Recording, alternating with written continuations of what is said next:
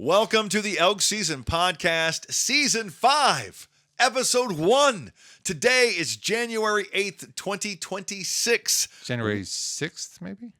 January 8th? Is it 8th? It is? I thought it was the 6th. I always screw up your intros this way. It is the 8th. Don't listen to me. I'm 2 days behind. We are the Chambers Brothers. My name's Harold. I'm David. And today on the Elk Season Podcast. Am I going to get this right? Or am I going to give you last podcast You only got to worry about the outro. All right. Okay. Now I've got you. Now I'm in your head. Yeah.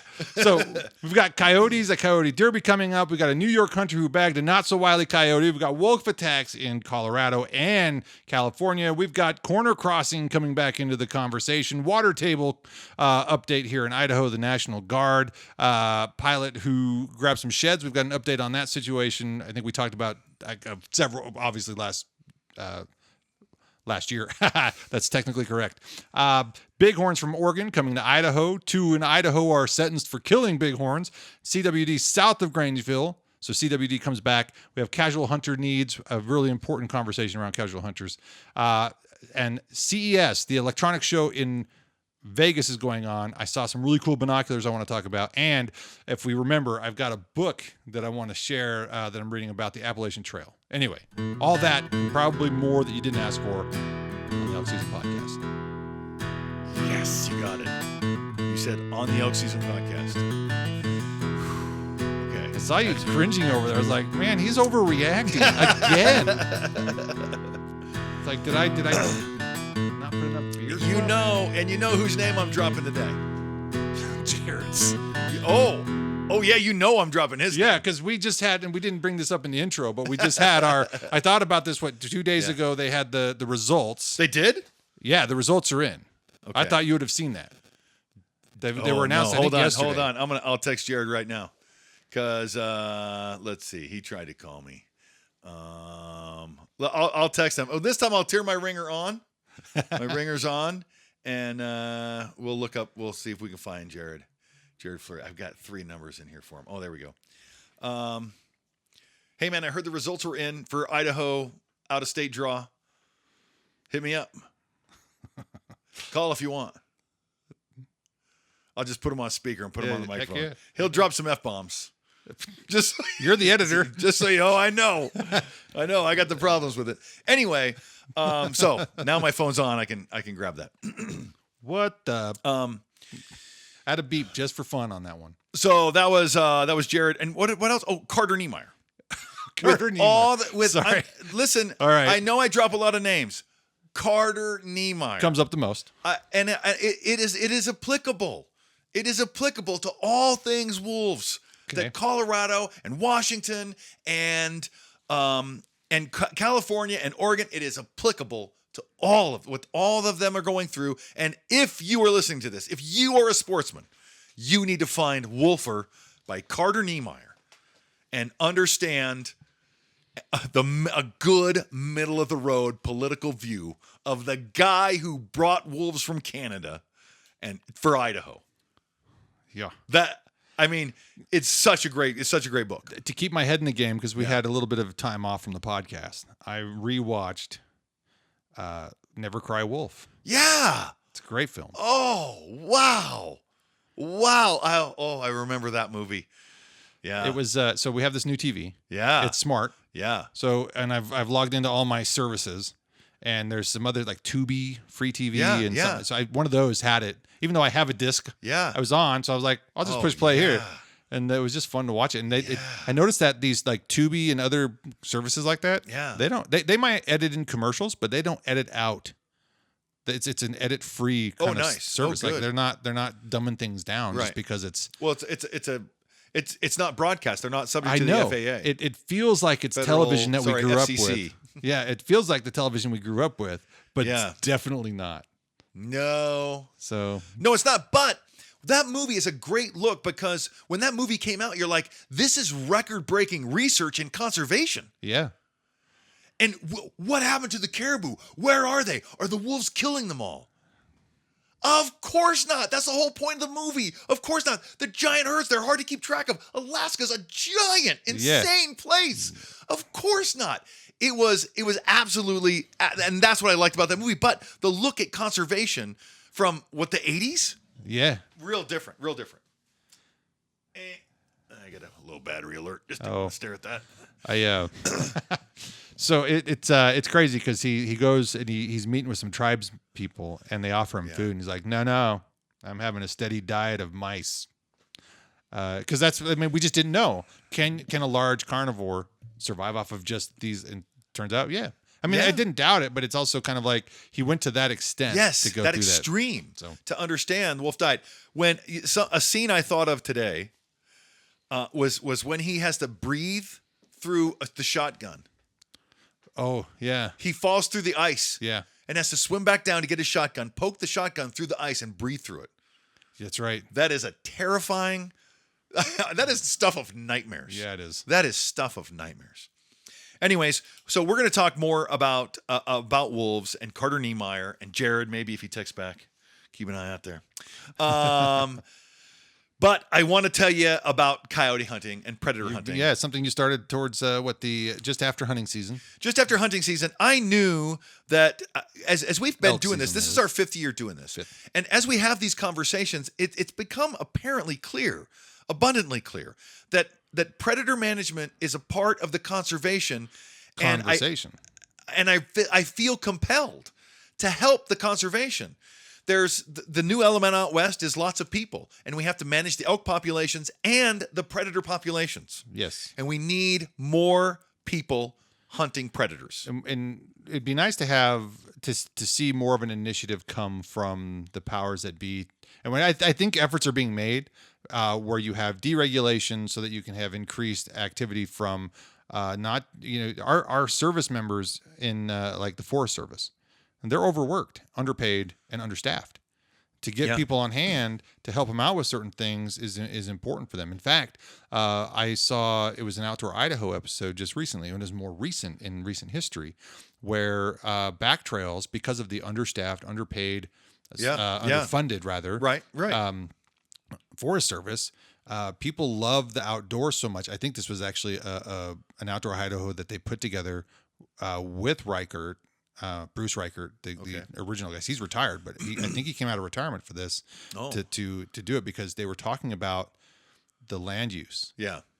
And that is the number one, I think Steve Ranella on his podcast, the number one story of 2025 for outdoorsmen. Right. So, but they were just saying how they were highlighting how the general public has come out to maintain trails in many places because there's the love for the nature. We want to keep it. We want to have it. So I didn't mean to get off track, but it's all in point, I think, in terms of conservation. Yeah. So where was I? And I really threw you off there. So you were trying to talk about coyotes and predator management. It's just coyote hunting. So I knew that I needed to go down this road, and I'll be honest with you, I'm not a good hunter. I'm not. I am an enthusiastic hunter, and I know I'm not a good hunter. Okay? But I don't care.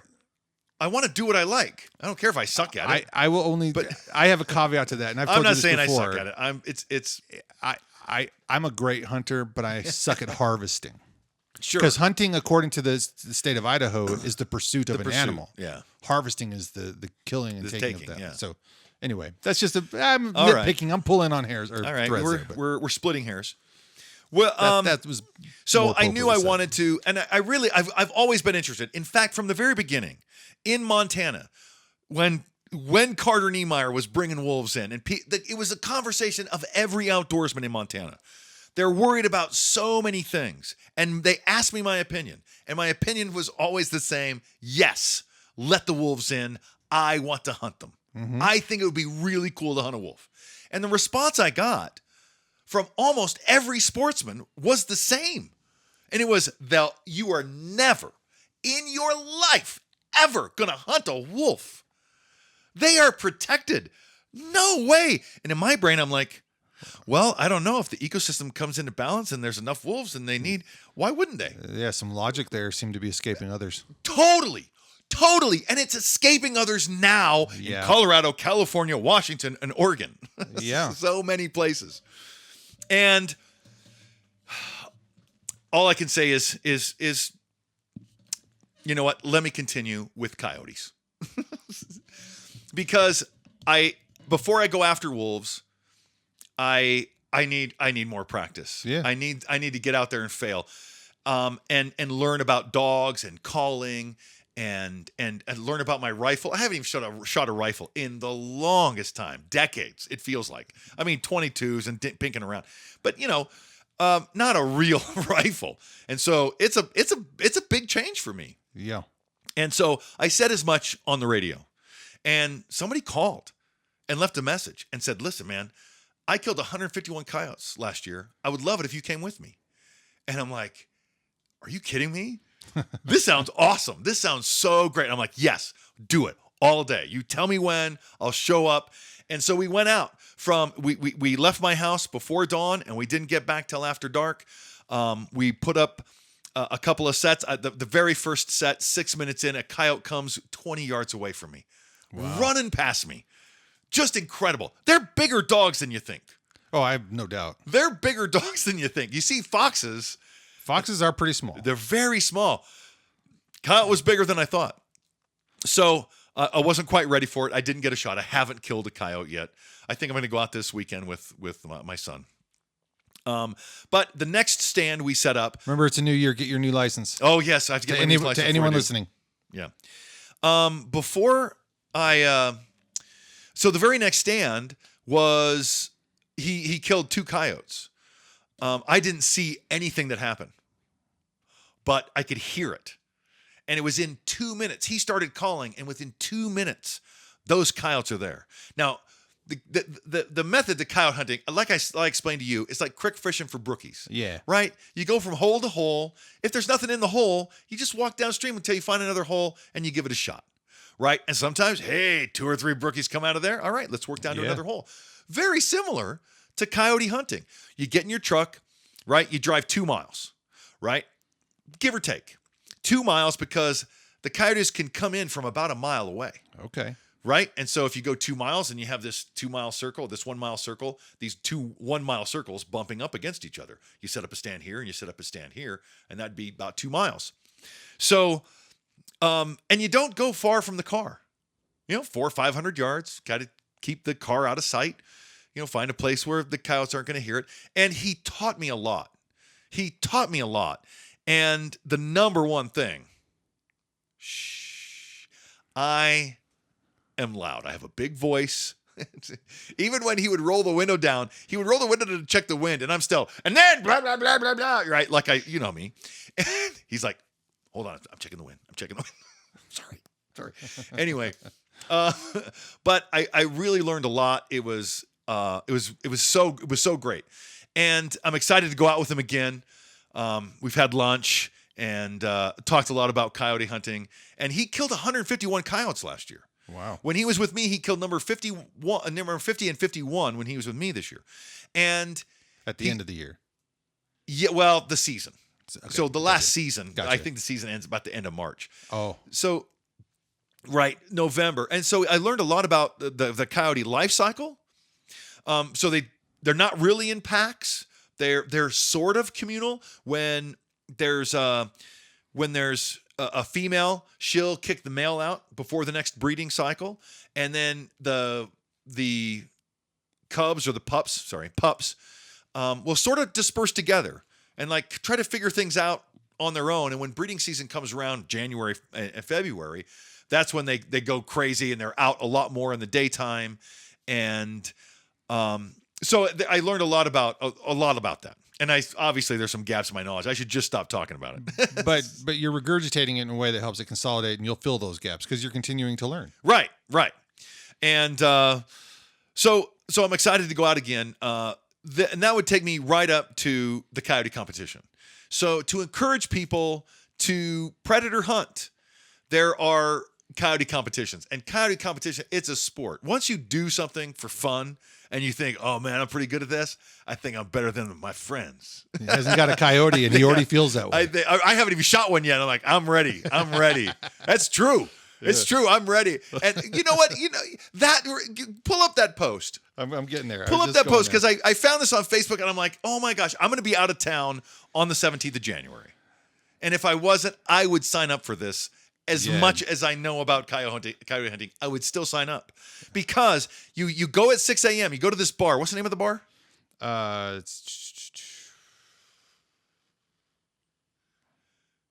It's worth waiting for. It should be in there.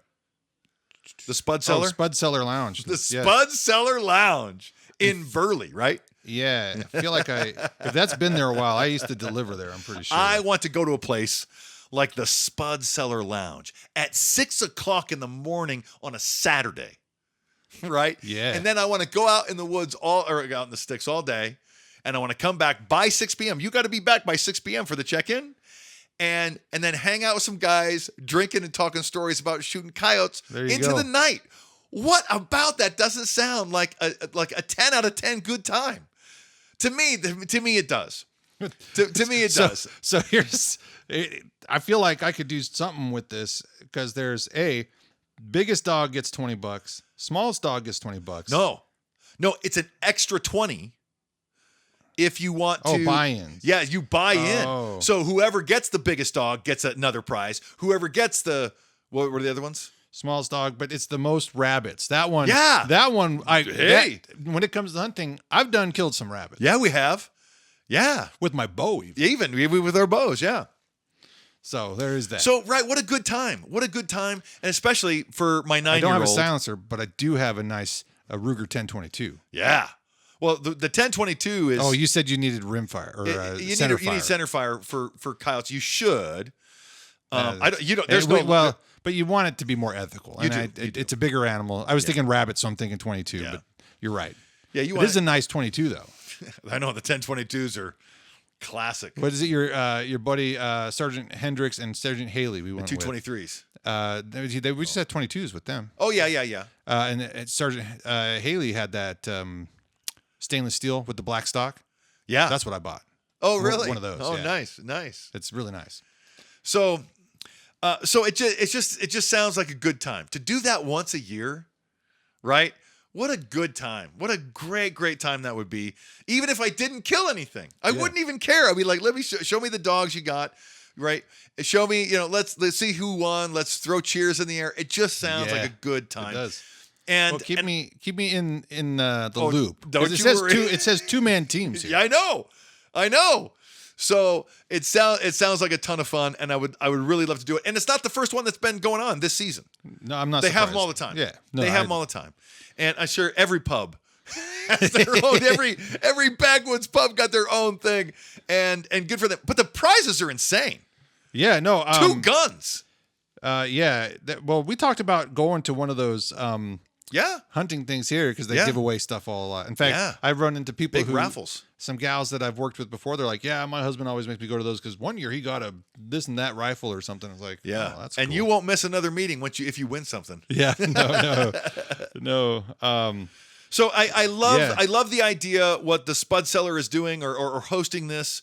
Because Burley is in the middle of coyote country. You could go down to Utah, you could go to Nevada, and still make it back to Burley by 6 p.m. That whole swath out there, man, it's nothing. Man, it's nothing. The Kaimama area, ooh, the desert, big desert, man. Anyway, that's a fun time. Fantastic stuff, and keep me in the loop. It's predator hunting. It's a good start at predator hunting. Now, from that start.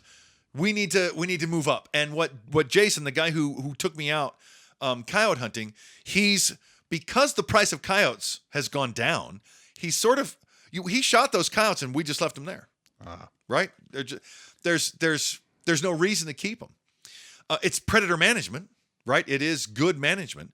But we didn't but he says he's looking to spend more time. Like when you go and call for mountain lions, wolves, or bobcats, you need to be even more quiet, and you need to be there for an hour, maybe 2. So it sounds to me that it's an equivalent like what camo is to keep you out of sight from turkeys. Yeah. Quiet is keeping you out of sight from these animals. Well, movement is a big deal, but you really don't need a lot of camo. Well, that's what I mean. Sound is the thing more versus important. The sight. Sound and smell. Yeah. The wind is really important, just like elk. I sort of know a lot about wind. Right. You do, if you're not Dude. paying attention to the wind. I keep replaying that last weekend. Oh, I still you can't believe knew. I'm really excited about that spot we found, and I want to go there more frequently. Yeah. Because that spot, They're there. it's a honey hole, and that's where they is. come out at. I And- hope you're on the same page, man. And easy in, easy out, Oh man. my gosh. It's Anyway, not that bad. It's not that bad. I know. We actually talked to Elk on the Elk Season Podcast, but that's for next fall. So Anyway. to use coyote hunting, and I probably won't hunt wolves this year if I get a chance. And Jason's going out. Maybe I could get him to take me. But in future years, in all future years, right, the next 20, 30 years, Yeah. they're going to need predator management. They need a lot more predator management. Doing this podcast, we've realized how important predator management is. Yeah. Wolves are hard to kill. And they're even harder to spot. And on You that have to note, get yes. Yeah. Really, really hard. On that note, Yeah. let's go back to Carter Niemeyer. Okay. And I know I've told the story to you. I'm sure you're tired of hearing it. And you just nod and go, yeah. when you're done. When Carter Niemeyer went into Canada and to get live wolves, he's talking Yeah. to people who kill wolves for a living They think for he's Canada, crazy, yeah. right? They don't think he's crazy. They think America is crazy. You got rid of your wolves. Why are you bringing them back? They were beside themselves because they understood what a strong pest presence wolves could be. Sure, if you want to go back, and Colorado's talking about, we'll make the ecosystem like it was 200 years ago. You better not. Then you're all gone. Yeah. All the humans would be gone if you really want that. So, yes, we can have wolves back. Yes, they belong here. But yes, we really need serious management. People are talking. There's a new documentary. I watched a trailer for a documentary out of Washington just today about wolves. And it's very full of emotion. I'm sure. It's very full of emotion. But whatever your emotion is, and there was another story about how many millions of dollars in Colorado? I mean, what are there, a dozen wolves in Colorado, maybe? Well, where was it? I have it too, I guess. Right here. It doesn't say on this the thing you loaded. It just you sent the farmer claim. Oh, Colorado ranchers submitted claims that exceeded $1 million in livestock losses to wolves in 2025. Did I not send that to you? You did send it. I thought you were okay. asking for a number about how many wolves were in the state. But, Right. No. So I didn't see that there. So I was like, how many wolves could there possibly be in the state? We don't even know. yeah. Right? Do the biologists know? There are so few wolves in Colorado right now.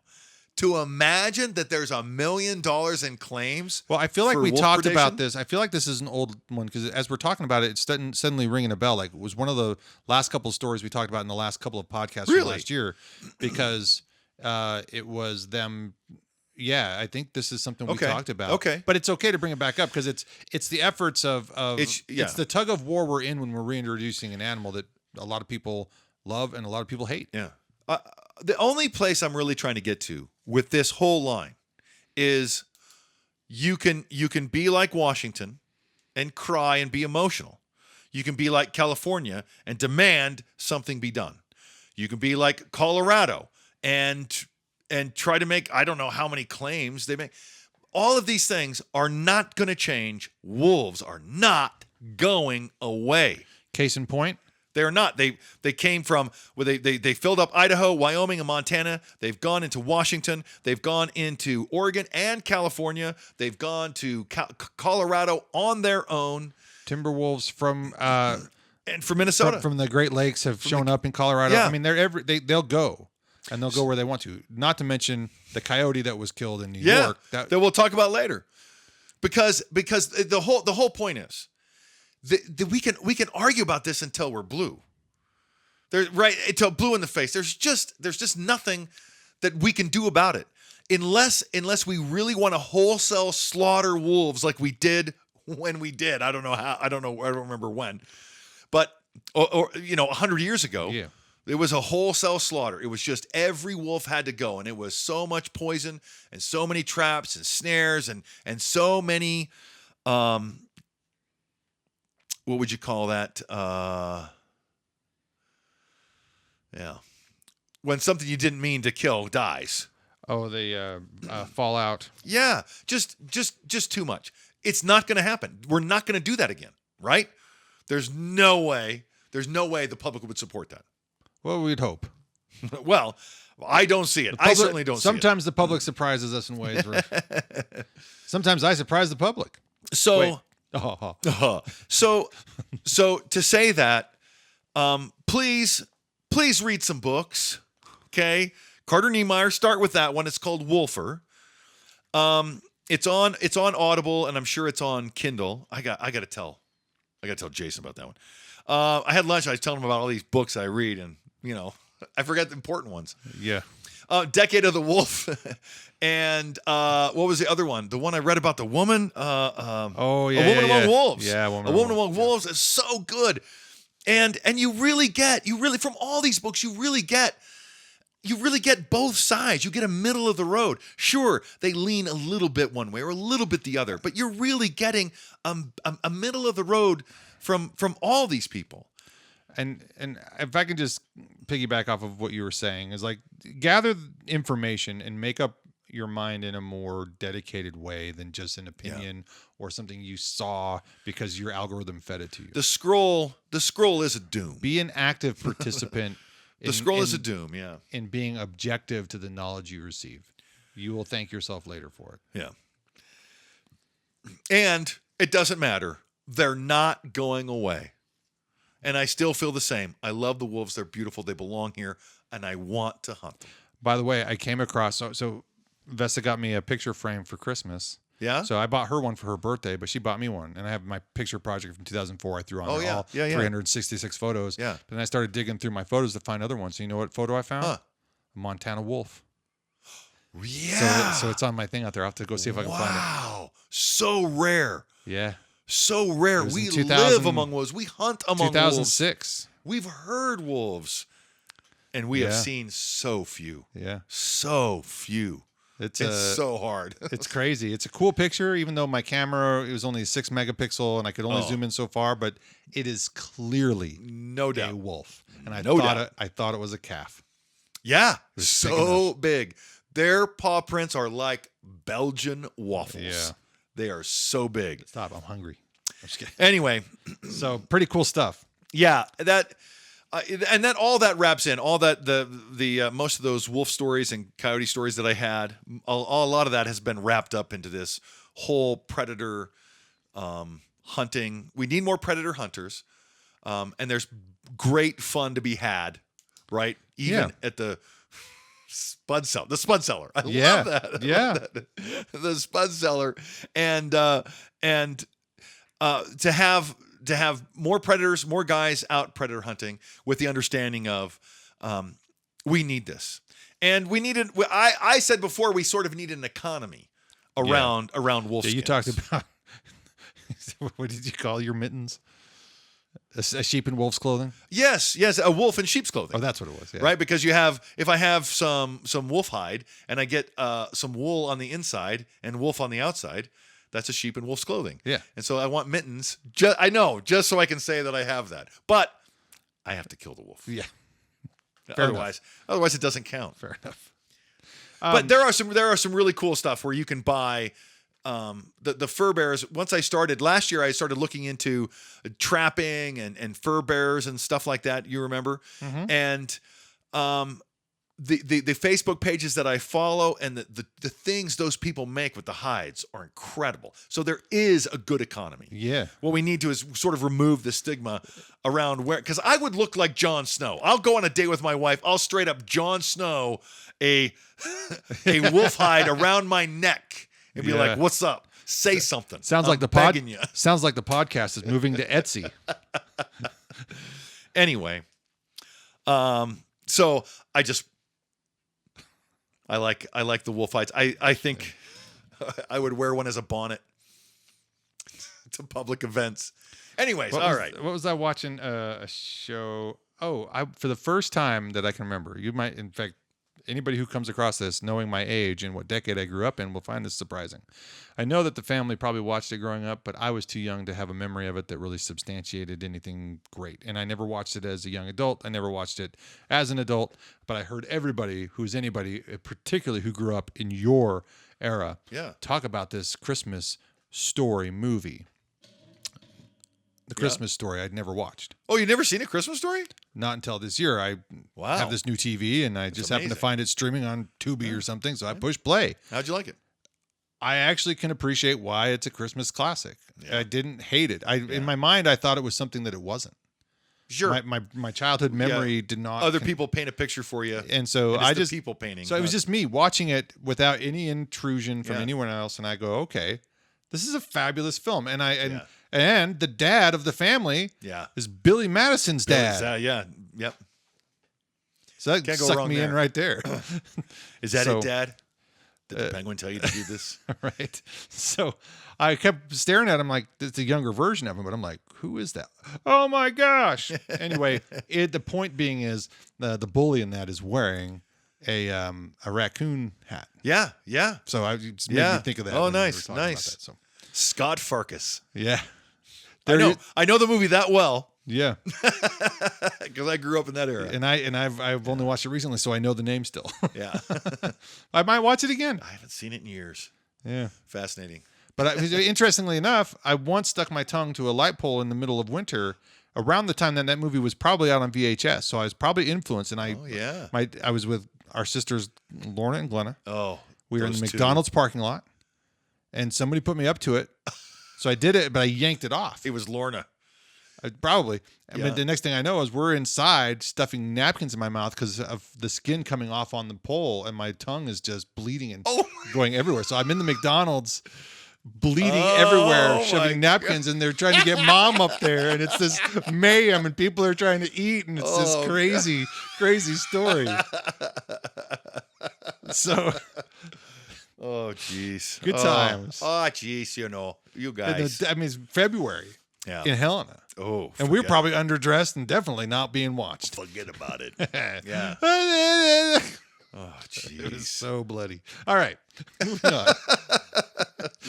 So, and if you're not sure what the reference is, you got to go watch the movie. I'm not going to spoil it. We have 7 sisters. 7. You want to know what's wrong with us? We have 7 sisters.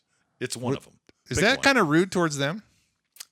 No, they have 6. They're messed up almost as much. They're like, but we have 2 brothers. Yeah. All right. Not a Wile E. Coyote that was killed in New York. Tell me Fascinating. We just got done talking about wolves and there's no wolves here. There's no wolves here. Guess where they shot a wolf? I'm going to guess New York based on... New York. Now, New York is a Great Lakes state. Yeah. A lot, Buffalo. Yeah. Right? Buffalo, New York is up on a Great Lake. So this guy shoots a coyote, what he thought it was a coyote. Turns out through a DNA test. They had to do a DNA test to see, because once you get over there, the wolves are going to naturally be a little bit smaller in size because there's less to feed on. Yeah. Right? The game is small. The wolves in Alaska are a little bit bigger for bigger game and colder weather. Yeah. And they're a little bit smaller as you move down south. So seeing the difference between a coyote and a wolf in New York, it's going to be harder to determine. It's pretty crazy. It's pretty crazy. But to say, wow, wolves in New York, Great Lakes wolves in Colorado, it's crazy. People think we have a handle on this. Yeah. Yeah, we're still learning. In fact, they're still learning in Colorado, but there's still, I'm not sure where it's going in California, but California has a sheriff trying to do something with the wolf situation. Yeah, and this was another one wrapped up in that whole mess of they need to do something. Wolves are protected, but they're killing a lot of livestock. Yeah. This has been an ongoing. We talked about this a bit last year. And it'll go again. And I'm telling you, we need to go talk to the California legislature and just say, hey, look, active predator management. The California legislature ever saying, yeah, go ahead and hunt wolves? I'll dress up as a wolf and put a blue vest on. They have to listen at that point. So you're right. So if you had a, you know how they do hunting districts, maybe there could be, obviously there should be hunting districts where, hey, wolves are legal here. And I bet you nobody kills any. Yeah, I bet very few get killed because they're hard. Well, And they try to stay away from humans. take the pressure off of the management resources by allowing civilians to legally and learn ethically to go out and help bring down a population of predators that needs to be pulled into check. Yeah. So predator hunting, however you feel about it, is necessary conservation. I personally All don't, hunting, and really. I'm outspoken. I don't have any interest in killing Yeah. a wolf Or bear. or bear. Or coyotes maybe? You know, I guess that could be a gateway drug. It could be. It could be. I'll get you. Because I'll get you. it's kind of funny. Like I'm leaping from the rabbit, no pun. Yeah. I'm hopping over from that because I'm like, well, if I've been out in rabbit territory, would I hesitate? I mean, I don't know. Probably not. No, I know I wouldn't. I mean, killing a wolf would be a big deal. I mean, that's something when you pull the trigger, that's a big deal. When you do something like a rabbit, right? That's not a big deal. That's bing, bing, bing, bing, bing. But if it's an animal that I have like wolves, mountain lion, bear, Yeah.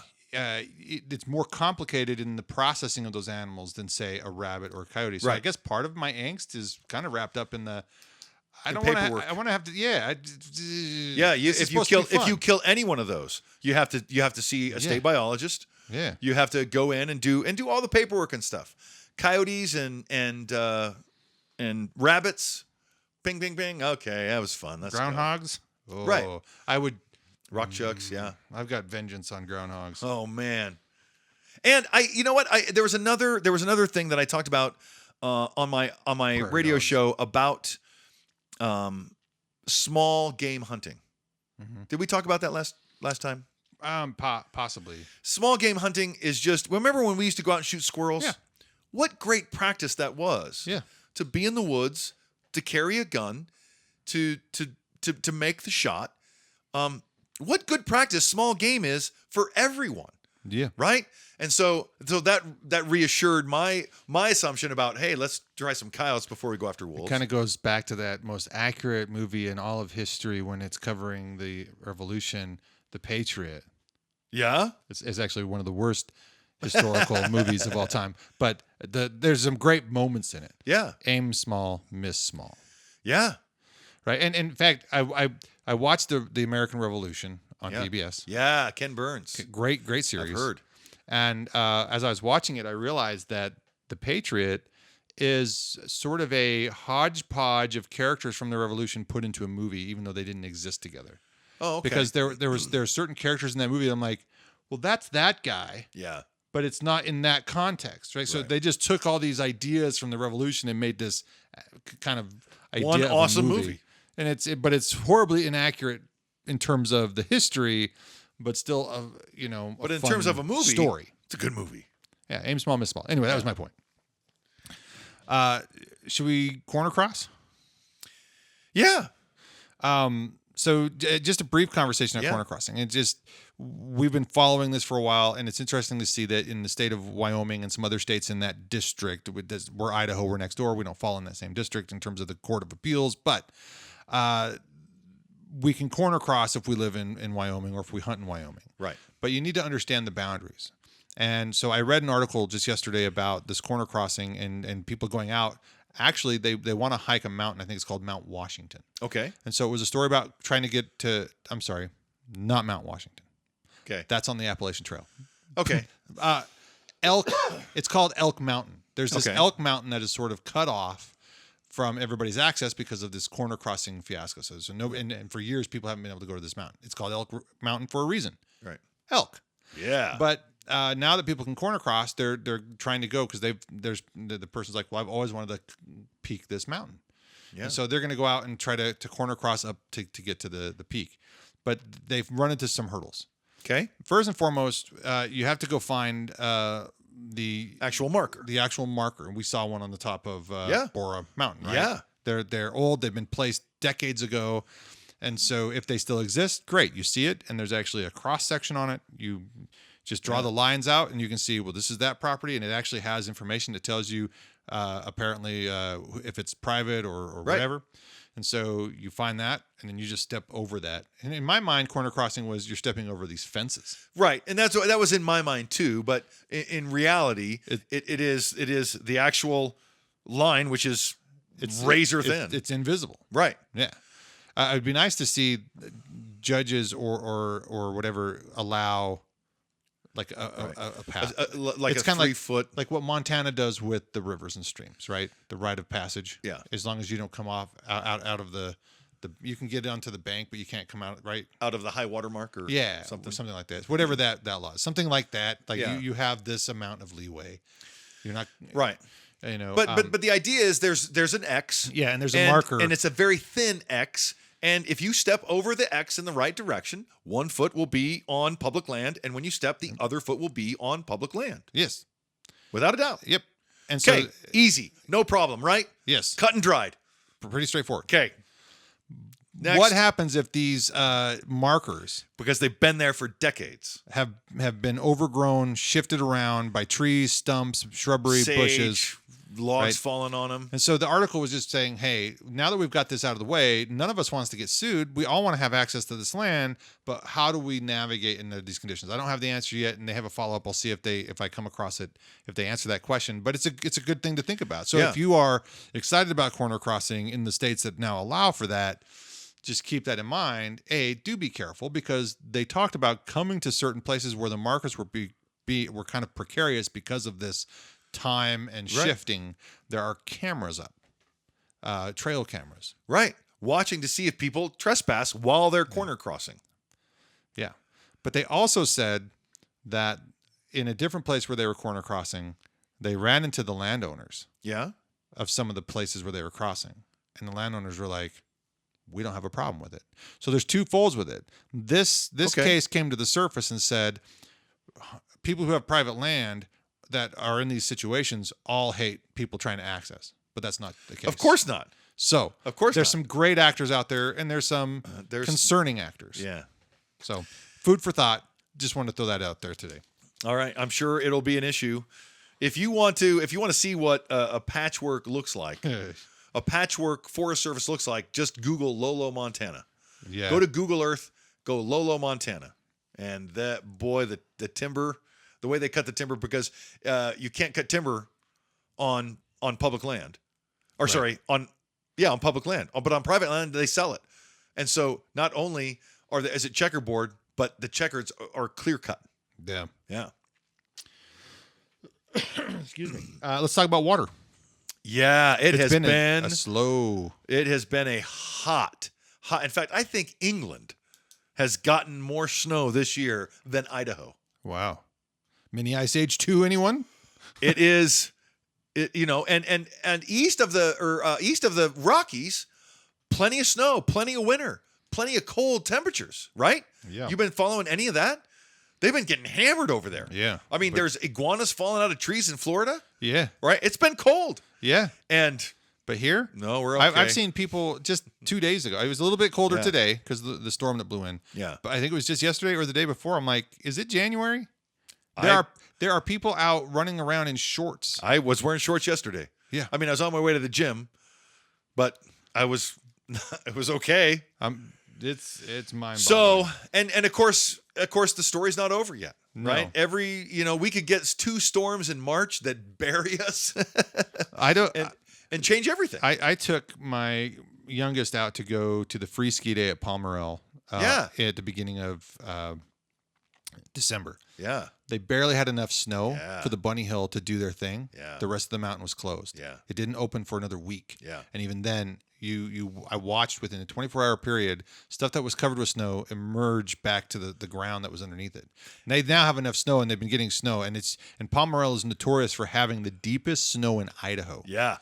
Every year, and they are behind the ball. Not their fault. It's just Mother Nature. But it's like I felt bad because that's the claim that they say. You see it marked all over their stuff, but it's like and Bogus Basin.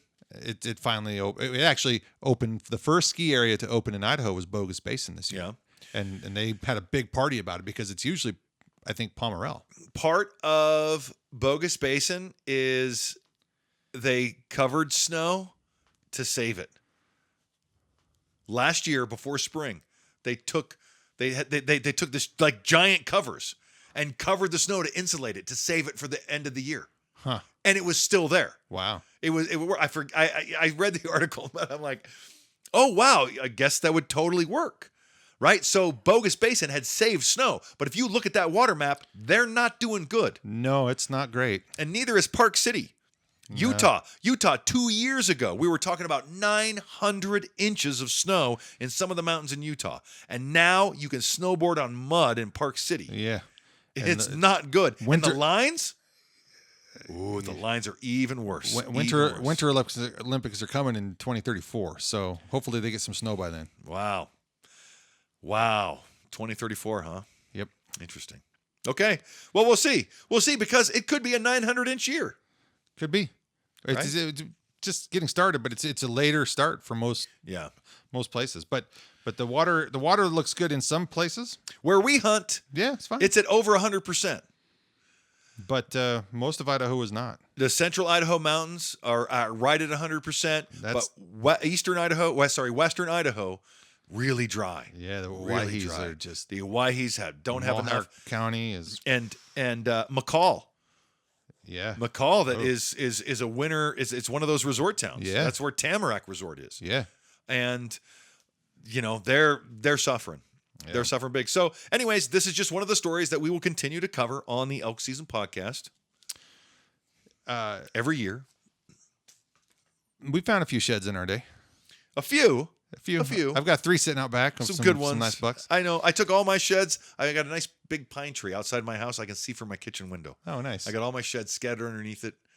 The big elk one and the all the little deer ones. Nice. So yeah, I like looking at them. So if I had something to take me overland to see some good sheds, would I hop in that device and go out and grab sheds?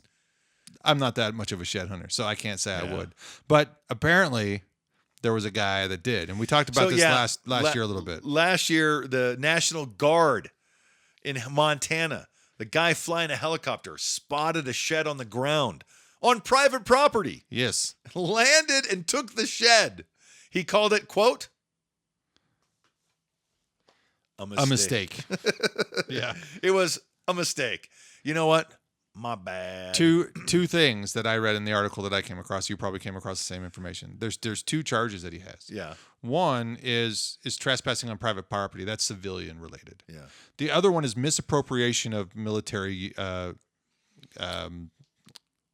stuff. Resources. Yeah. Sorry, resources is now hard to say in my vocabulary. Anyway, so he's got 2 things that he's going to be faced with, and that's it's a mistake. It's a bummer. He's probably some 26-year-old. What's crazy to me is I don't feel buck fever or gold fever the same way that most people do, and I say gold fever because it's kind of a similar thing. It's just with minerals, I don't know why I went Minnesota in there. Anyway, but I've been with people who have that buck fever. Yeah, and I've almost been shot because of it. Shot? Yeah. When was that? So when I first moved to Idaho, I went with a hunting party. They were hunting deer, right. Yeah. And there were elk, not deer. And one of the people in the hunting party just started shooting at this spike bull that's about 40 yards from me and the person I was hiking with. Wow. His uncle was shooting at this bull, and we're yelling at him to stop. And as much as we're screaming and yelling for him to stop, that bull just stood there. Oh, my gosh. And you just hear boom, boom. Oh, my gosh. He missed. Thank goodness. No kidding. Everything. No kidding. Thank goodness. Anyway, I saw him at a funeral. Yeah. And he didn't remember me, but I go, you almost killed me and your nephew. But I don't remember that. His name is Bert. Anyway, I wouldn't either. He was a good guy. He was fun to hang out with. But anyway, there was just that. He had buck fever. Pretty bad. All right. Bighorn sheep we talk about periodically. Yeah. They struggle because of disease from, I think, invasive livestock that get intermixed with them sometimes. Is that where it comes I don't from? know. I don't know either. I don't know. I'm going to backtrack that because I don't know. I started talking out of my... Anyway, they're moving some bighorn sheep from a herd in Oregon to Idaho. Yeah. And you know To why? Southern Idaho. Do you know why? Genetic diversity? Genetic diversity. Yeah. To try to help improve the health of a herd, you got to have genetic diversity. So, and there's been apparently the herd here is just dying off, which for unknown reasons. But The one in here in Southern Idaho? well, where over there. Oh, the one in Bruno. Yeah. Yeah. Yeah, they've just have struggled with disease, and they just need more genetic diversity to fight some of those things off. When you have a population of animals that we still actively manage, you can still put in for tags for them. But what we don't need are people illegally hunting these animals because they're already stressed enough. We have the right to go out and get a tag, do it legally, but don't get your buck fever so up your brain I can't even talk English now. Don't get so overwhelmed with your buck fever that you can't wait and you just go do it illegally. 2 people are being sentenced for illegally harvesting bighorns. And it's just unfortunate because that also reduces that opportunity. Yeah, for other people. But also the herd health. Yeah. Major. CWD. Jared has not gotten back to me. That's amazing. I hope he's okay. Yeah, I'm sure he is. He quit drinking and smoking. Good for him. I know. He's just barely 40 and he's had 2 heart attacks. So he's like, yeah. We got many hunting seasons to go. So anyway. Good for him. CWD. Yeah. This is crazy. So CWD, we still don't know a lot. There's a lot of a lot of unanswered questions. We've tended to see in Idaho CWD up north in our northern territories. Northern hunting units. Yeah. South of Grangeville, about 10 miles south of Grangeville, a deer tested positive for CWD. Where's Grangeville? It is about 15 miles south of Lewiston. Oh, okay. So it's about mid-state at that point. Yeah. And so it's moving south. But remember we learned about CWD appears. If we get Ken Burns to make a documentary on CWD, we'll be fine. Yeah. Just do a deep dive. But CWD in elk isn't as prevalent, and they appear, especially the elk, the Roosevelt elk, apparently have a gene that sort of fights it off. We talked about that briefly. Yeah. Okay. I remember. Anyway, but just monitoring it, hoping we get more answers about it is my point. Yeah. So just stay tuned. Yeah. If we see more CWD in Idaho, we'll make sure and let you know here on the Elk Season Podcast. Please like and subscribe. So let me find this. I'm going to read the headline. Okay. All right. The world of hunting puts out a vibe. There's a lot of hunting shows. I was watching, like the Solo Hunters or, the Best Hunter in the World, whatever the hunting shows are. Right. They tend to cut out all the stuff that you don't see. They cut right to the chase. I mean, I know. anyway, there are some things that are but the whole point is there's this idea that you have to be macho. You always have to have the biggest antlers. Right. And I've been advocating I just need one. Right. It doesn't have to have antlers as long as it's legal, right? Like I'm not good at harvesting. I'm great at hunting, but to me it's never about the size. And there's this ego trip about you got to have the biggest rack and it measures how much and points what? Speak English. Yeah. Anyway. Yeah. Come off that soapbox. Sure. This headline spoke to me. Okay. Quit expecting every hunter to be so hardcore. We need casual hunters too. Yeah. And I go, amen.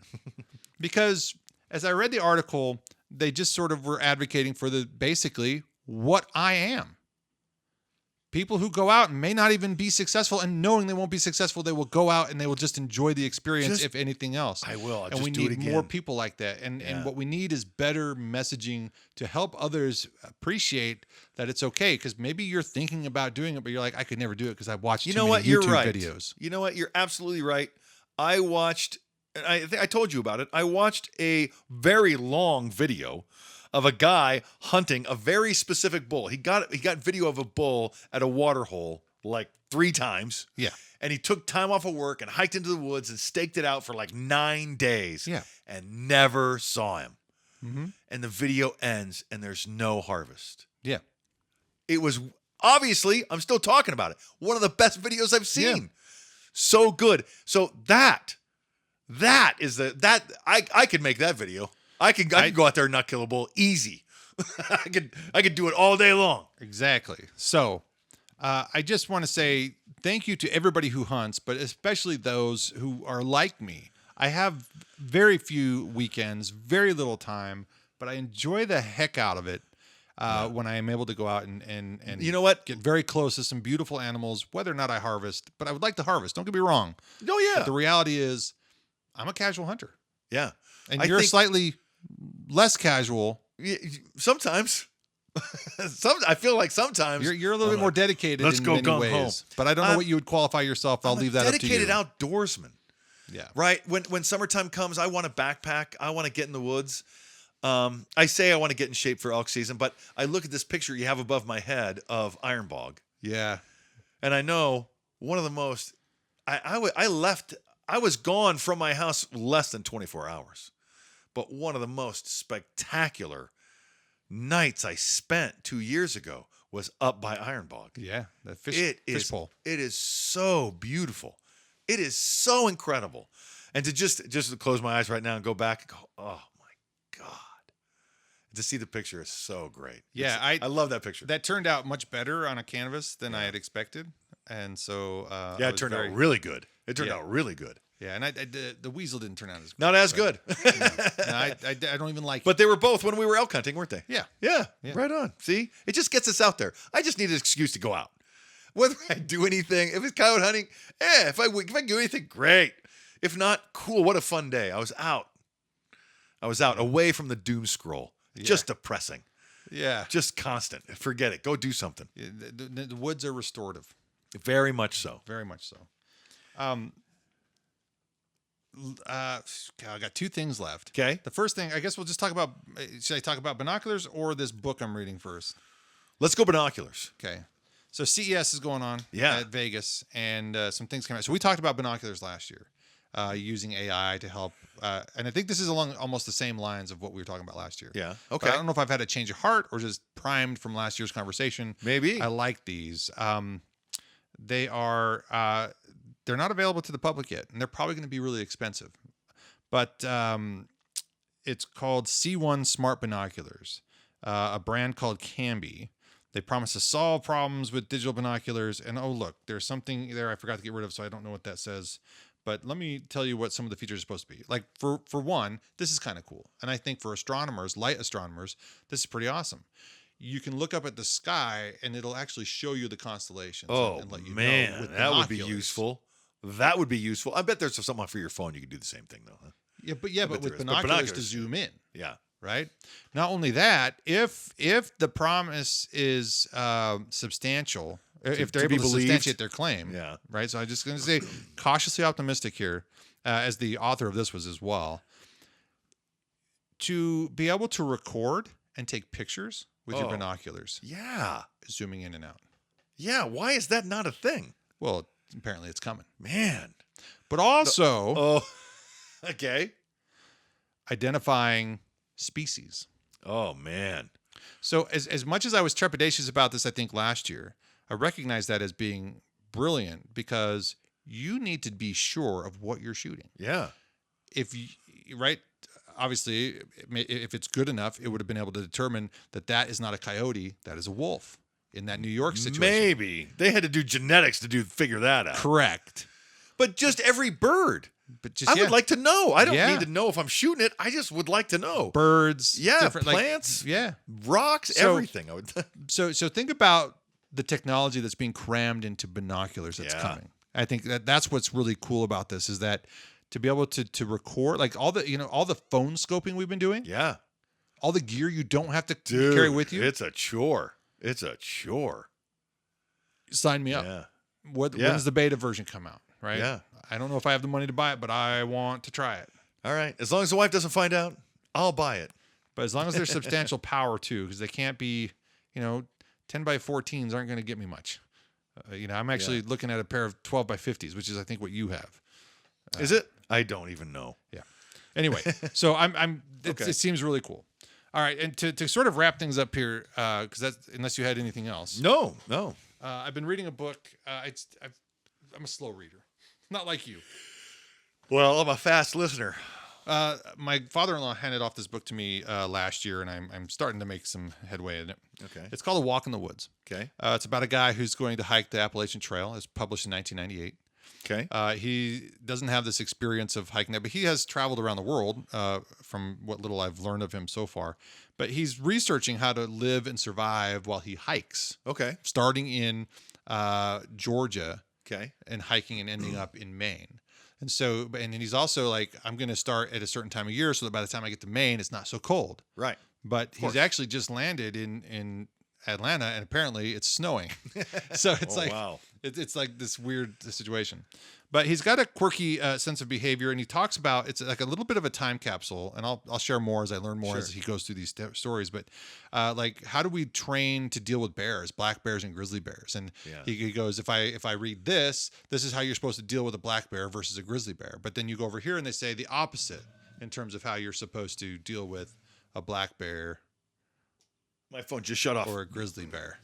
And it's so probably full. Sorry. So he'll put a stick figure or something up on the other side of the screen for you there. Yeah.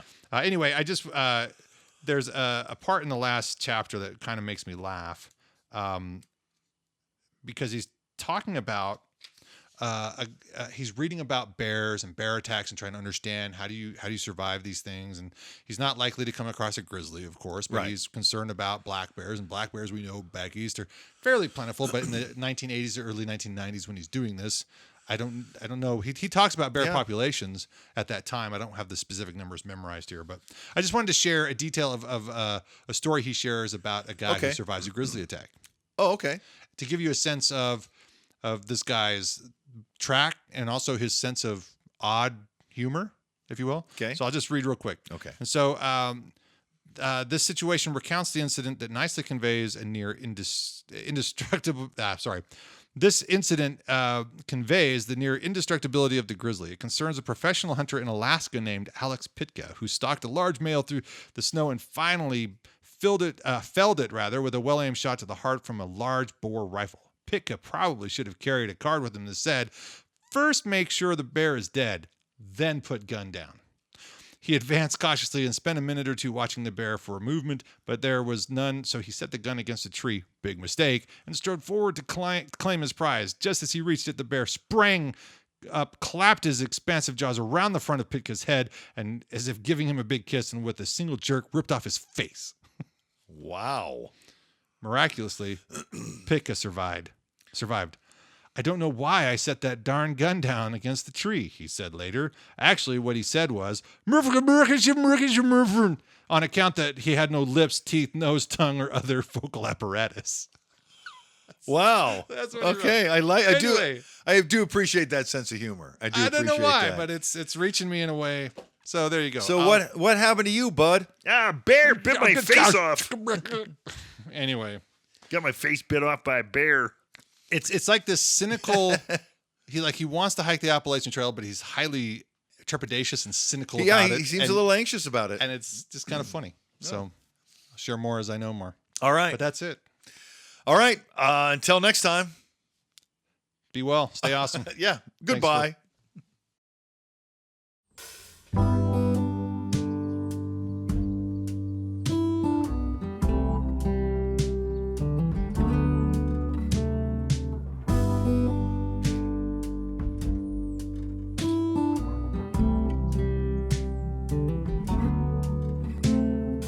Open air, side by side we sway there in all the colors.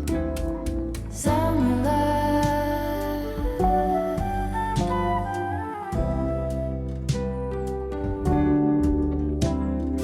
lonesome dove, folded on the lawn chair in all the colors. Summer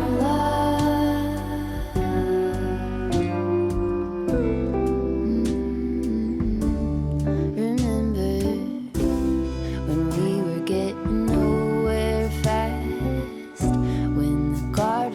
stop giving back. Honeysuckle, fresh cut grass. I could really use some stuff like that.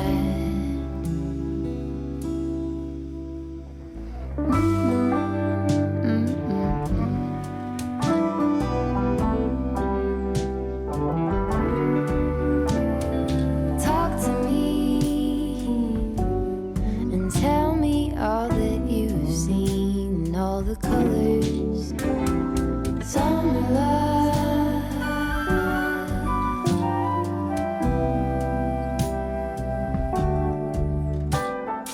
memories washed in every shade of green and all the colors. Summer love.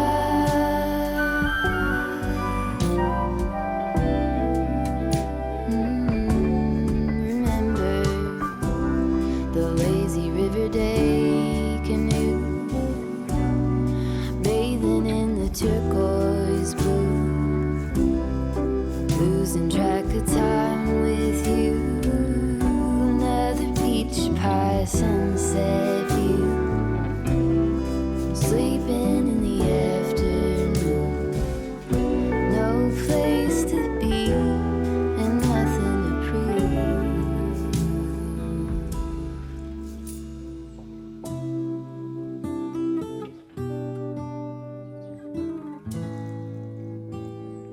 That's sure something I could use. A cure for the air conditioning